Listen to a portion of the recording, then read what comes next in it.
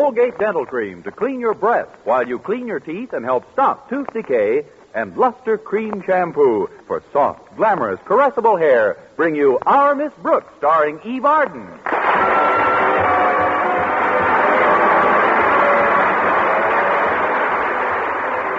It's time once again for another comedy episode of Our Miss Brooks, under the direction of Al Lewis. Well, the majority of our public schools start their fall semesters tomorrow. But our Miss Brooks, who teaches English at Madison High School, decided to go back last Friday. At breakfast, her landlady asked the reason. Why are you going down to school this morning, Connie? Oh, I don't know, Mrs. Davis. There are several reasons, I guess. I like to get my desk in order, see that the blackboards are all clean and ready. Besides, I won't be the only teacher at school this morning. A certain biology laboratory has to be put in shape for the coming term, too. I see. And there's a certain biology teacher who's going to do the putting in shape. That's right.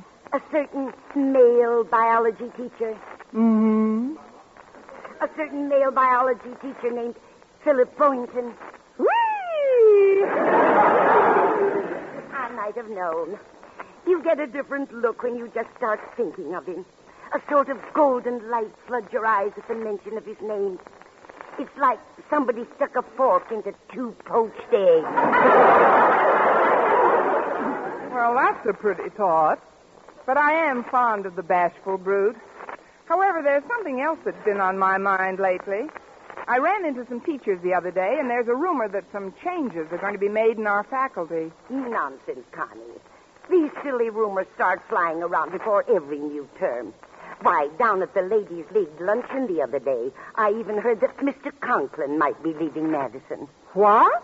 But without Mr. Conklin as our principal, Madison wouldn't be... Well, it just wouldn't be a high school anymore. What would it be? A paradise. I mean, who told you about his leaving? Oh, nobody told me. It's just some Ladies' League scuttlebutt. Well, I guess I'll find out more about the situation at school today. Walter Denton's driving me down this morning. Oh, what's wrong with your car? Oh, I had a little trouble with the drive shaft yesterday. What happened to it? It fell down an open manhole.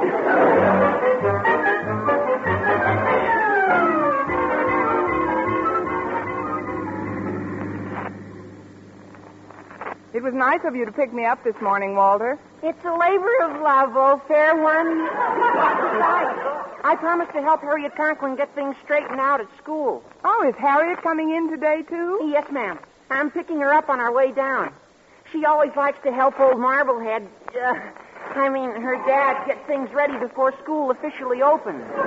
Yes, I know, but how come she isn't driving down with him? Oh, their car's in the repair shop. The bottom of the motor's all ripped up.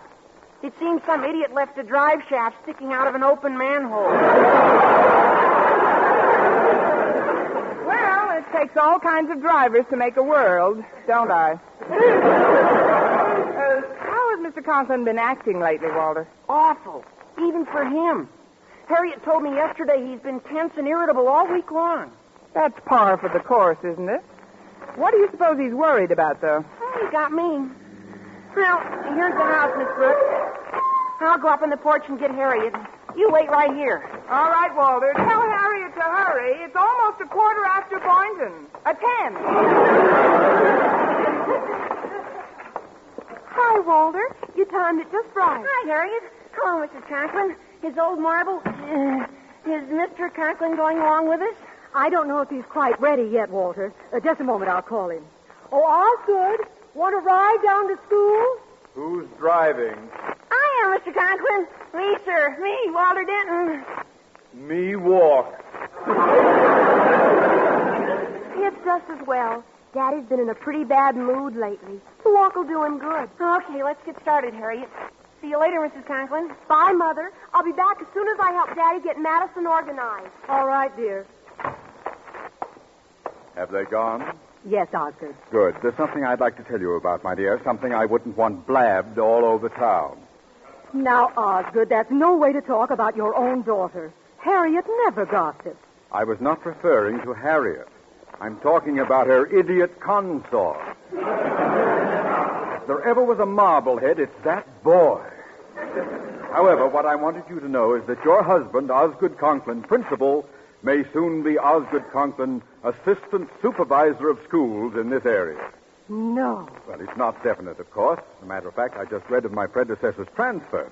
But it shouldn't take the board long to pick out his successor. Do you really think you've got a chance, Osgood? Chance? What other principal has a better chance? The job requires tact, charm, diplomacy, and intelligence. Do you really think you've got a chance, Osgood? I mean, if you are selected, when will you find out about it? Probably within the next few days. That's why I'm going into school today and clean up my office from top to bottom. Never know when the head of the board might drop in. But that suit you've got on it's practically in tatters. Well, what do you expect me to wear around dirty desks and dusty files? My frock coat? Now, if you'll excuse me, my dear, I'll trot along to school. Well, don't walk too fast, dear. Remember what Dr. Frank said. While you're on your diet, you mustn't exercise too strenuously. Dr. Frank.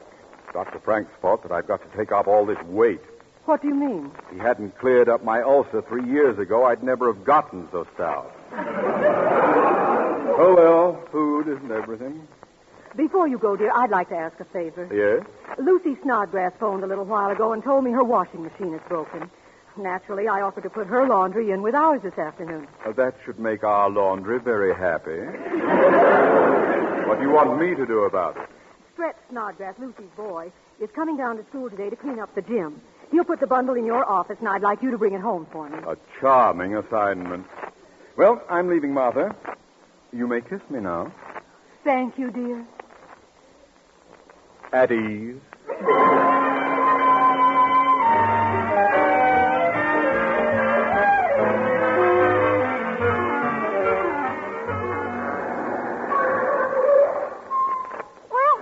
At school. Dear old Madison. Oh, it's just heavenly to see your ivy-covered walls once again. Steady, girl, steady. Our school isn't so bad when you just volunteer to come. I'd better get right into Daddy's office and start cleaning up. Oh, what's your hurry, kids? It's a beautiful day. Why don't we sit out here in the sun together and chat for a while, If you say so, Miss Brooks. Well, good morning, folks. Mr. Boynton. So long, kids. I get you. Two's company, huh? That goes for us, too, Walter. Come on. You can give me a hand with the closet. Okay, my sweet. Adios, dear teachers. Bye, Walter. Well, Miss Brooks, are you all ready to plunge into another school semester? All I've got to do is hold my nose and jump in. How about you, Mr. Boynton? Well, I'm looking forward to it. But I have heard some rather disturbing rumors lately. Rumors? Well, yes, I heard there's going to be some kind of a shakeup in the faculty this term. I hope it doesn't affect any of the teachers I know. Like whom, Mr. Boynton? Well, like Mr. DeWitt or Mr. Norman or Miss Enright. Oh. Of course, I didn't mention the one person whose dismissal would affect me the most. And whose is that? Mine.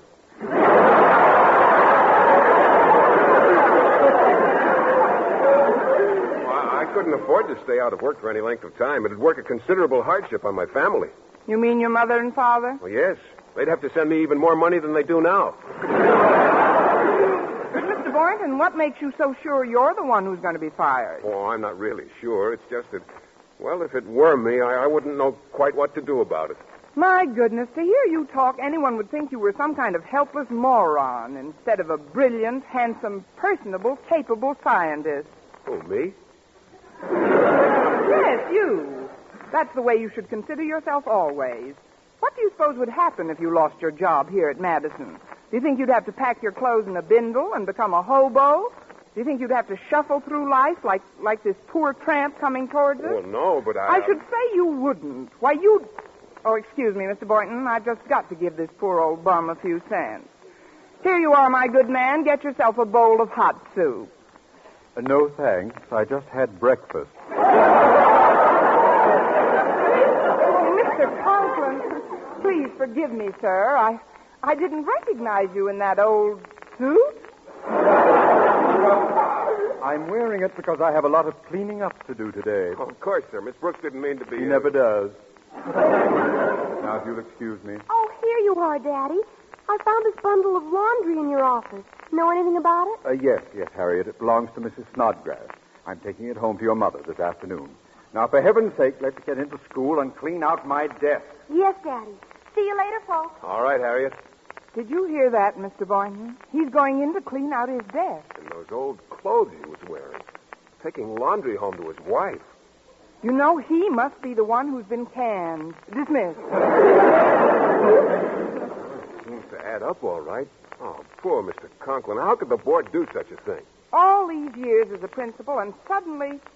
You know, Mr. Conklin has irritated me on occasion, but if he's actually out of a job, well, it's hard to hate a man when he's down. Now, this may not sound like me, Mr. Boynton, but I'm going to do everything in my power to show Mr. Conklin I'm behind him. What are you going to do, Miss Brooks? I'm going right in and help him clean out that office.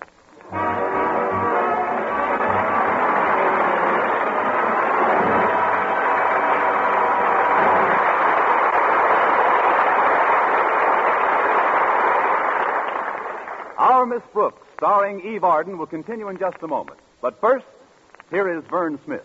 Reader's Digest reports the results of one of the most extensive experiments in dentifrice history. Yes, Reader's Digest reports the very same research which proves brushing teeth right after eating with Colgate dental cream stops tooth decay best. And here are additional important facts. Over a 2-year period, the Colgate way stopped more decay for more people than ever before reported in dentifrice history. Yes, the Colgate way of brushing teeth right after eating stopped tooth decay best, better than any other home method of oral hygiene. Even more important, there were no new cavities whatever for more than 1 out of 3 who used Colgates as directed. No other dentifrice, ammoniated or not, has proof of such results. The best results ever reported for a dentifrice of any type. And you should know that Colgate Dental Cream, while not mentioned by name, was the only toothpaste used in the research reported in July Reader's Digest. Yes, Colgate Dental Cream, and only Colgate Dental Cream, was used in this research. So always use Colgates to clean your breath while you clean your teeth. And when you follow the Colgate way, Colgate Dental Cream stops tooth decay best.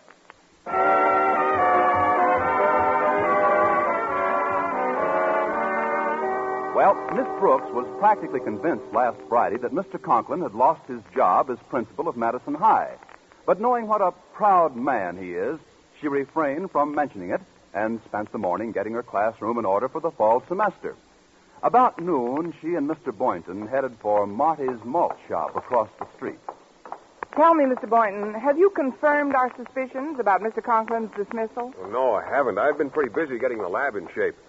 We could be wrong, you know. Uh-huh. Well, here's Marty's. Say, isn't that Stretch Snodgrass behind the soda fountain? Yes, it is. Since when has Madison star athlete become a soda jerk? Why not? He's a natural for the job. Let's go in, huh? Ah, hello, Stretch. What's the good word? Hi. That's a pretty good word. How come you're working here, Stretch? I thought you came down to school to straighten out the gym. Oh, I've done that already. Stretch, I did that. No wonder it looked so neat when I got there.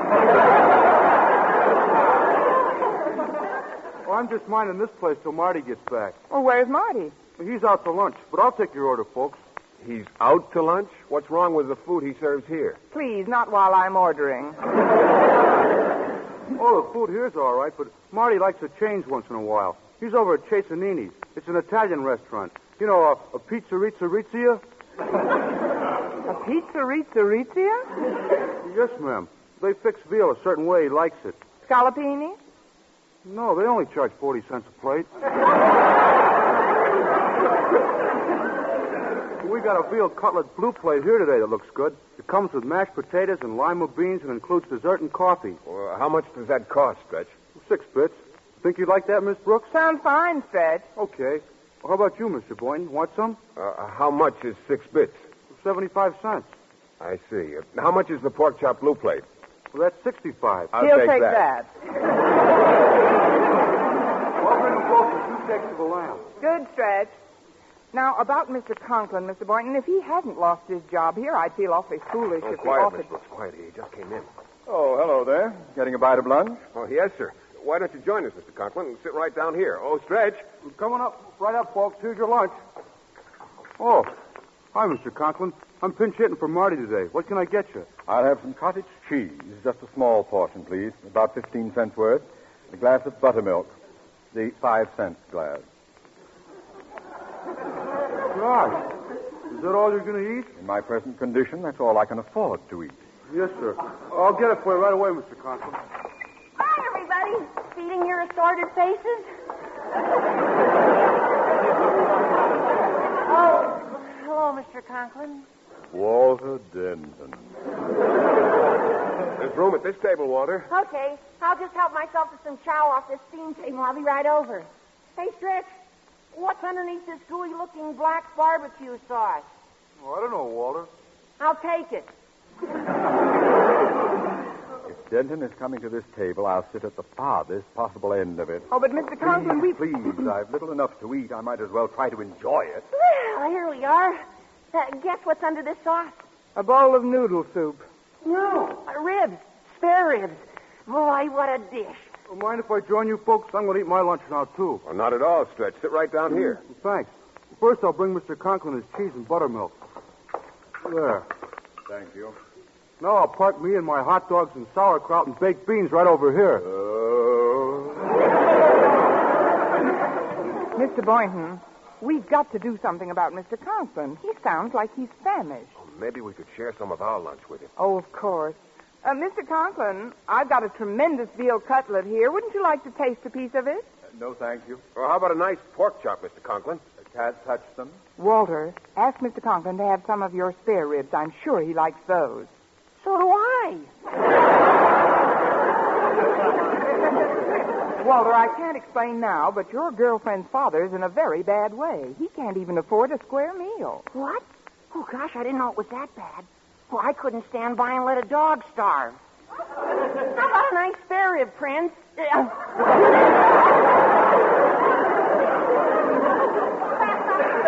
Mr. Conklin, want some of my spare ribs, sir?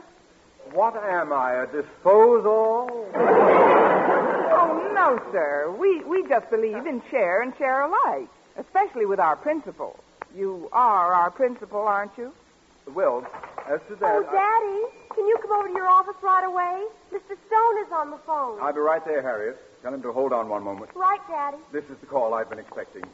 Au revoir, my friend. You mean you're leaving, Mr. Conklin? I'll see you all before I go, I'm sure. Remember, everything happens for the best. Well, then it's true. He's being fired. Even Harriet didn't know about this. Oh, we gotta do something. If he's so broke he can't even order a decent lunch, how's he gonna feed his family? I got an idea. Why don't we do what my mother done? Send laundry over to Mrs. Conklin. She's got a washing machine, and she could charge so much a bundle. We'll call on all our neighbors. I'm sure they'll be glad to help. And all of us will help Mrs. Conklin and Harriet do the laundry. Ah, that's us. All for one and one for all. In union, there is strength. Old friends are the best friends. Sic semper super suds.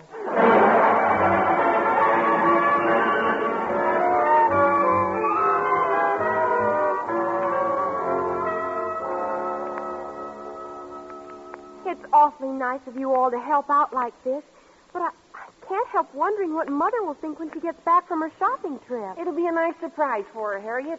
But we got enough business here to tide Mr. Conklin over for 2 weeks. Did you rig up the clothesline in the yard, Mr. Boynton? I did. I also put some up in the living room. We'll need every inch of space we can get. Stretch is still out getting more bundles.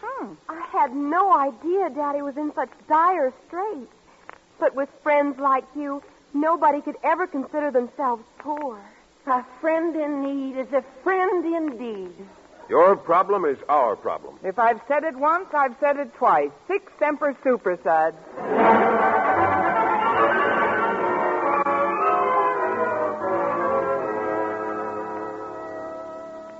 So you see, Mr. Conklin, the social duties that go with the position of assistant supervisor are most important. Well, that's why I brought you to my home, Mr. Stone. I want you to see for yourself what a charming background for entertaining Mrs. Conklin has furnished. Under my supervision, of course. Right up these steps, if you please. Let's see now, where's the key? You realize that you'll be called upon to receive city officials, as well as many of our most influential PTA members from time to time? Oh, of course. Yes. Ah, here we are. After you. Thank you. Now, what in the world is this? Sheets and towels hanging everywhere. Is this a laundry room? Laundry room? Where did you How could you... Say, it does look like somebody's laundry. It looks like everybody's laundry. I can't understand this. Let's go into my den, and then I'll... Mr. Stone? Where are you, Mr. Stone? I'm over here in the underwear department. Just what is the meaning of this? I don't know anything about it, Mr. Stone, but I assure you, sir, that I... Hi, Mr. Conklin. Business is great. Here's 4 more bundles. Snodgrass. But no time to kibitz with you now. I got to get some more stuff down the block. Oh, before I go, I'd like to remind you about that bundle my mom sent over. Whatever you do, don't put no starch in my running pants. I got to bend my legs getting over those hurdles, you know. Wait right here, Mr. Stone. I'll get to the bottom of this at once. What the devil's going on here? Oh, shucks. We wanted to surprise you. Surprise me? Shut that contraption off, Boynton. Yes, sir. Now, speak, somebody. And speak quickly. Well, we thought that... Shut up!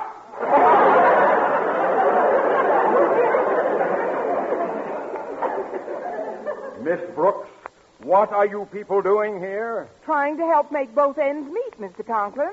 What both ends? Your both ends. When we found out you were fired, sir, we thought... Fired? I'm up for the most important job of my career. And the president of the Board of Education is standing in my living room right now, up to his neck in underwear. We only wanted to raise enough money so you could feed your family. Shut up! Miss Brooks, while I'm composing myself, I want you to go into that living room and tell Mr. Stone you're completely to blame for this outrage. Me? But how can I? I don't care how. Just do it. Because if I don't get this promotion, you'll never get me out of your hair. Now, Mark! Yes, sir. Mr. Stone. You, Mr. Stone. Who's that?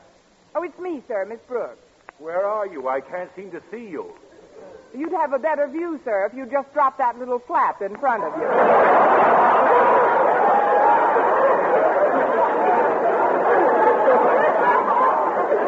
mind. I'll walk around. Here I am.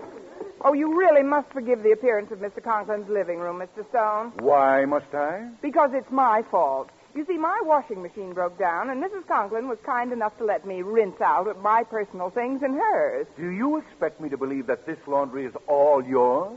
That's what I hope you'll believe. But there are 24 bed sheets hanging here. I have twin beds.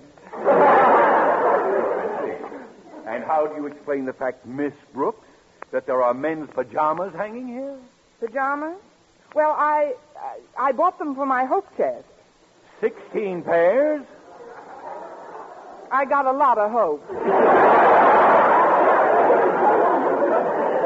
I like to wear pajamas myself. But these are all different sizes. Well, sometimes I feel smaller than others.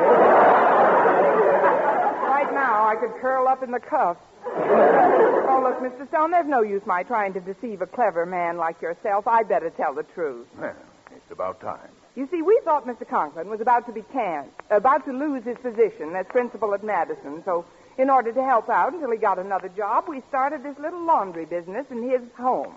And who is we, Miss Brooks? Another teacher and some of the students. You mean that you felt such an intense loyalty for this man that you all rallied around in time of his need? Well, he looked so hungry. Well, I trust Miss Brooks has cleared this matter up to your complete satisfaction, Mr. Stone. She certainly has, Osgood. As a matter of fact, she's been a great value in helping me to arrive at a decision about our new assistant supervisor. You mean I'm it? No, Osgood, you're out. Any man who commands such respect and admiration from his colleagues is much too valuable just where he is. Mr. Stone, That's my final word. Stay where you are, Principal Conklin. Good day.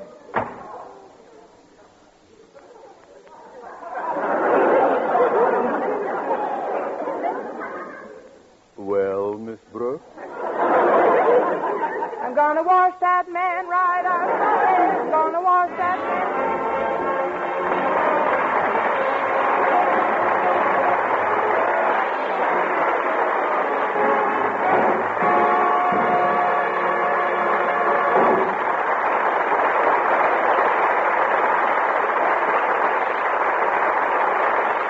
Eve Arden as our Miss Brooks returns in just a moment. But first, Dream girl, beautiful luster cream girl. tonight, yes, tonight, show him how much lovelier your hair can look after a Luster Cream shampoo. Luster Cream, world's finest shampoo. No other shampoo in the world gives you Kay Daumit's magic blend of secret ingredients plus gentle lanolin. Better than a soap, better than a liquid, Luster Cream is a dainty cream shampoo. Leaves hair 3 ways lovelier, fragrantly clean, free of loose dandruff, glistening with sheen, soft, manageable. Even in hardest water, Luster Cream lathers instantly. No special rinse needed after a Luster Cream shampoo. So gentle, Luster Cream is wonderful even for children's hair. Tonight, yes, tonight, try Luster Cream shampoo. Dream girl, beautiful luster cream girl. You owe your crowning glory to a luster cream shampoo. And now, once again, here is our Miss Brooks. Well, in spite of his chagrin at losing the promotion, Mr. Conklin must have been genuinely touched by our loyalty, because shortly after I arrived at home, Mrs. Davis came in with a package for me. Look, Connie, this present just came for you from Osgood Conklin. Here, this note came with it. Oh, let's see that. It says, Dear Miss Brooks, just a slight token of appreciation for your efforts in my behalf. Let it serve, too, as an admission that I have long underestimated your various capabilities. Please accept this package in the spirit in which it is offered, and for heaven's sakes, not too much starch in the collars.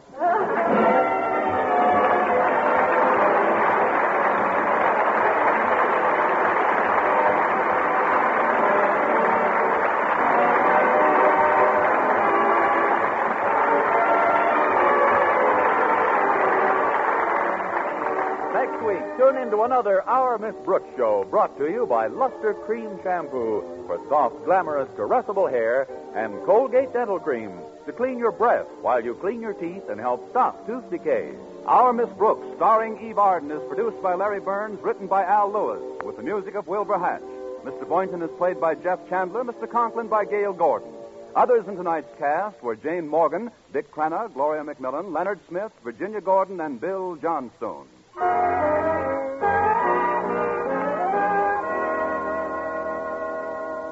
Doctors prove Palmolive soap can bring you a lovelier complexion in 14 days.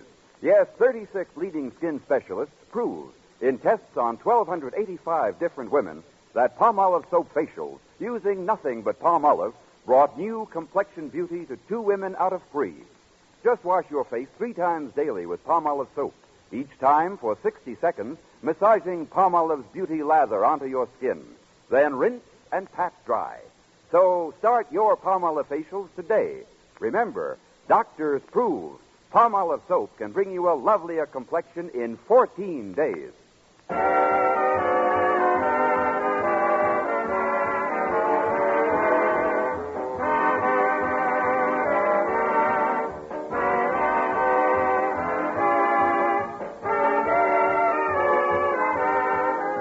If you like mysteries that are as full of chuckles as chills, be sure to hear Mr. and Mrs. North every Tuesday over this same network.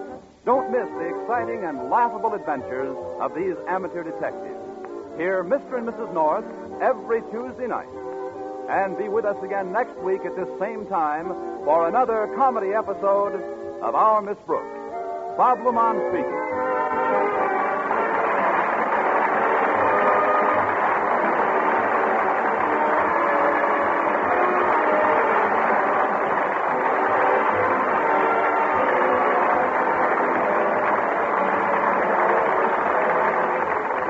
CBS, the Columbia Broadcasting System.